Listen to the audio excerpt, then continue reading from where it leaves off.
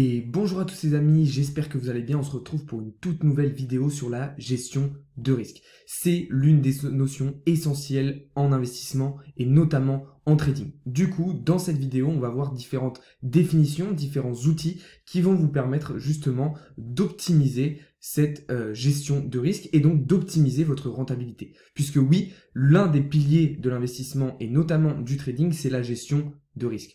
Même si vous avez des bonnes connaissances en analyse technique, des bonnes connaissances graphiques, etc., si à côté de ça, vous n'avez pas une bonne gestion du risque, alors vous serez probablement perdant. L'investissement et notamment le trading, c'est quelque chose de très très compliqué, ça demande beaucoup de connaissances, beaucoup de compétences et surtout une stratégie vraiment bien solide afin d'être rentable, surtout dans la durée. Parce que oui, faire des gains à court terme, c'est faisable. Voilà, vous mettez un levier x20, vous appuyez sur achat ou vente et vous pouvez générer des gains. Mais ce qui va être important, c'est de réussir à perpétuer ces gains dans le temps, à ce que ces gains se répètent en fait un certain nombre de fois pour que vraiment vous soyez rentable sur la durée et pas seulement sur quelques jours pour au final tout perdre la semaine d'après. Donc, la première notion importante, on va dire, de l'investissement et de la gestion de risque, c'est le stop loss. Qu'est-ce que c'est le stop loss? C'est tout simplement un ordre de vente ou d'achat en fonction de si on est en long ou en short qui va nous permettre de limiter nos pertes. Je vous conseille fortement de placer un stop loss à absolument toutes les positions que vous prenez. Pourquoi? Parce que ça va vous permettre de limiter vos pertes. Et on le sait, si vous n'en placez pas et que vous voyez votre position qui part dans le rouge, vous allez laisser parler vos émotions la plupart du temps et vouloir clôturer cette position bien trop basse et vous aurez perdu bien trop d'argent. Placer un stop loss, ça va vous permettre de vous rassurer déjà d'un point de vue psychologique, d'un point de vue de vos émotions et surtout de limiter vos pertes. Alors maintenant, comment le placer stop loss? Je ne vais pas rentrer dans l'analyse technique dans cette vidéo puisque ce n'est pas le but, mais on va avoir certains niveaux de support, on va avoir des outils comme les retracements de Fibonacci, etc. qui vont permettre justement de savoir où placer son stop loss, à quel niveau, où est-ce que ça va être intéressant.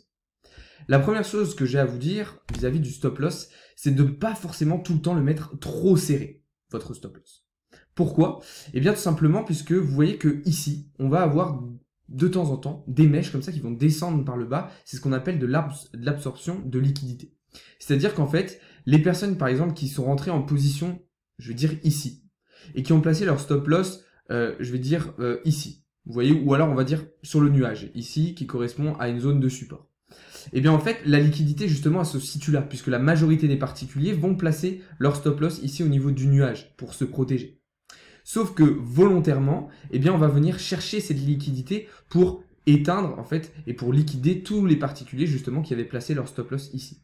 Et vous voyez qu'une fois qu'on a fait ça, absorption de liquidité, on a touché les stop loss pour les particuliers, eh bien ça y est, on va pouvoir aller chercher les targets prévus. Donc certes, placez votre stop loss assez serré, mais pas trop. Laissez-vous une petite marge puisqu'on va avoir généralement ces mouvements de mèches ici qui vont être là justement pour vous liquider et pour absorber la liquidité. Alors maintenant, je vais vous conseiller d'utiliser un outil très très important selon moi que vous allez avoir ici sur TradingView, c'est position longue ou position short en fonction de si vous allez être en achat ou en vente, mais ça va être exactement la même chose. Donc là, pour l'exemple du Bitcoin, on va prendre l'outil position longue et je vais prendre l'exemple d'un trade que j'ai pris personnellement ce matin et que je vous ai d'ailleurs envoyé dans le livre. Donc là, ce que vous allez faire, c'est que vous allez appuyer sur votre point d'entrée. Donc moi, mon point d'entrée ce matin, c'était 38 810, donc justement au niveau du plat du nuage, juste ici. Donc le point d'entrée, il est ici. Ok. Moi personnellement, mon stop loss, et je vais vérifier ça tout de suite pour pas vous dire d'erreur, mais je l'avais placé à 38 593 $. Donc 38 593, on est juste ici. Ok. Et je vais regarder maintenant où est-ce que j'avais placé mon premier take profit. Premier take profit, je l'avais situé à 39 400 $. Donc ici. Ok. Donc là, on a ma position, le trade que j'ai pris ce matin. Alors pourquoi ça va être intéressant justement d'utiliser cet outil position longue? Eh bien pour calculer votre ratio risque-perte, le grand R. Ok. C'est une notion vraiment importante de votre gestion de risque. Là, vous voyez que j'ai mon ratio risque-récompense qui est à 2,71. Donc c'est un très très bon risque-ratio-récompense. En règle générale, on considère que ce ratio risque-récompense, il doit être au minimum de 1,5. C'est-à-dire qu'en dessous de 1,5, on considère que ce n'est pas intéressant de prendre le trade. Là, par exemple, si j'avais placé mon premier take profit, eh bien, je vais dire sous ici les 39 100 $, et donc j'aurais un ratio risque-récompense qui serait repassé sous les 1.5, alors ce n'aurait pas été intéressant. Qu'est-ce que c'est le ratio risque-compétence? Eh bien, c'est tout simplement quelle somme vous allez risquer de perdre, contrairement à la somme que vous allez potentiellement pouvoir gagner. Ok? Donc, très important, selon moi, d'avoir toujours un ratio risque-récompense supérieur à 1,5. Alors après, il n'y a pas de ratio risque-récompense parfait. Ok, chacun va, en fonction de sa technique de trading, son plan d'investissement et sa stratégie, adopter un ratio en fonction de sa stratégie et qui lui correspond. Mais je considère que les 1.5 sont un niveau quand même assez important. Donc moi ce matin, vous voyez qu'avec la position sur Bitcoin, j'étais sur un ratio risque-récompense de 2,73, ce qui est un très très bon ratio. Donc là, vous voyez que j'avais, comme je vous l'ai dit juste avant, placé mon stop loss volontairement bien plus bas, ok, pour éviter justement de me faire liquider par cette absorption de liquidité et donc de fermer ma position, tout simplement. Donc je l'ai volontairement placé un petit peu plus bas. Pourquoi je l'ai placé à ce niveau-là? Puisque c'est une zone de prix sur laquelle on est venu rebondir un certain nombre de fois. Donc on avait un niveau de support aussi intéressant. Donc voilà. Et puis, mon take profit, je l'ai placé tout simplement sur un premier niveau que je considère important, qu'on était aussi venu travailler un certain nombre de fois, comme vous voyez, et qui correspond au plat du nuage. Voilà. Encore une fois, je ne vais pas rentrer dans l'analyse technique. Évidemment, je ne me suis pas limité à ces informations-là pour placer mon stop loss et mon take profit. Je vous le rappelle que les outils de Fibonacci, notamment le retracement et la prolongation, vont être très très importants dans ce genre de situation. Mais voilà un petit peu l'importance de l'outil, ici, position longue ou position short, que je vous recommande fortement. Un autre outil très intéressant que vous allez pouvoir utiliser toujours avec l'outil position longue, c'est lorsque vous cliquez ici, vous allez aller dans paramètres, configuration. Et ici, vous allez pouvoir rentrer la quantité d'USD, donc en comptant l'effet de levier évidemment, que vous allez mettre sur votre position. Donc imaginons que vous souhaitiez mettre 100 $ tout simplement avec un effet de levier x10. Donc vous prenez en compte l'effet de levier de x10, ce qui vous fera une taille, une position totale de 1000 $. Ici, je vous conseille toujours de rester sur un risque de 2% et vous faites ensuite d'accord. Eh bien, ça va vous donner ici justement la quantité directement que vous allez devoir mettre dans votre position, en fait, tout simplement. Donc sur Binance, après, eh bien, vous pourrez rentrer ici directement la quantité tout simplement nécessaire et idéal pour votre position. Donc là, par exemple, si on était sur le Bitcoin, c'était 0,0092. Eh bien, vous rentriez ici, alors là, je suis sur EGLD, mais on va prendre l'exemple du Bitcoin, Bitcoin USDT, c'est peut-être mieux. Hop.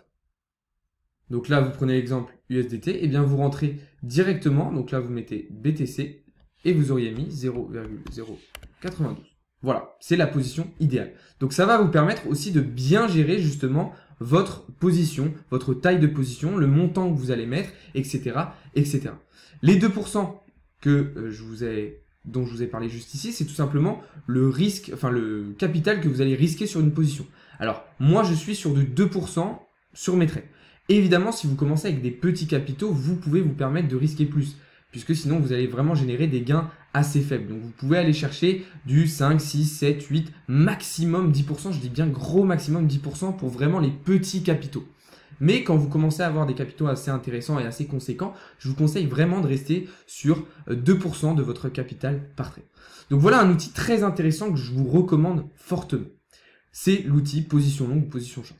En position short, si vous souhaitez tout simplement vendre une position, c'est exactement la même chose, ça fonctionne exactement de la même manière. Vous cliquez sur votre point, donc là imaginons que arrivé justement au premier TP, vous souhaitez ensuite rentrer dans un short, eh bien c'est exactement la même chose. Vous allez gérer tout simplement votre stop loss, votre stop loss, etc. histoire d'avoir un ratio risque-récompense supérieur à 1.5, comme je vous l'ai expliqué. Et puis voilà, vous ajustez tout simplement votre take profit. Donc voilà un outil ultra intéressant que je vous recommande vraiment à chaque fois. Pensez bien à ce que je vous ai dit en début de vidéo vis-à-vis de l'absorption de liquidité et de la position de votre stop loss. Pour terminer cette vidéo sur la gestion de risque. La gestion de risque, ça passe aussi par une gestion psychologique, une gestion des émotions. Ça, je vous en ai déjà parlé dans un certain nombre de vidéos. Ça va être très très important de mettre de côté vos émotions en trading et de laisser parler votre raison. C'est en laissant parler vos émotions que vous allez faire des erreurs, que vous allez agir dans la précipitation et que vous allez potentiellement avoir vos plus grosses pertes. La gestion de risque, c'est aussi la mise en place d'une stratégie et d'un plan d'investissement global en respectant certaines notions qui vous correspondent à vous. Donc par exemple de vous dire, eh bien quand j'ai atteint un certain bénéfice, je le retire pour l'envoyer sur de l'investissement spot ou un autre type d'investissement. Quand je suis arrivé à tel niveau de perte, eh bien je m'arrête, je fais une petite pause pendant une semaine de trading pour revoir certaines notions, revoir certaines connaissances et compétences, histoire de gommer en fait les certaines erreurs que j'ai faites, etc., etc. Ces notions dont j'ai parlé là en fin de vidéo, j'y reviendrai dans une prochaine vidéo justement. Là, je voulais vraiment vous parler de l'outil taille de position, donc position short, position longue, de l'importance tout simplement du stop loss. Encore une fois, on n'est pas rentré dans l'analyse technique, on est vraiment dans de la stratégie tout simplement de scalping. Je précise bien que là, on était sur des positions à très court terme, hein. Vous voyez que j'étais en analyse M15, donc c'est bien du scalping, voire de l'intraday. Donc voilà.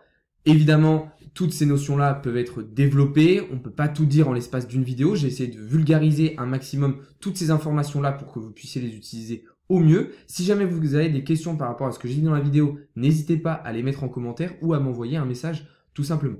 Sur ce, je vous souhaite une très bonne fin d'après-midi à tous, un très bon week-end et on se retrouve dès demain pour davantage d'analyse. Salut à tous, c'était Alex de Crypto Learning.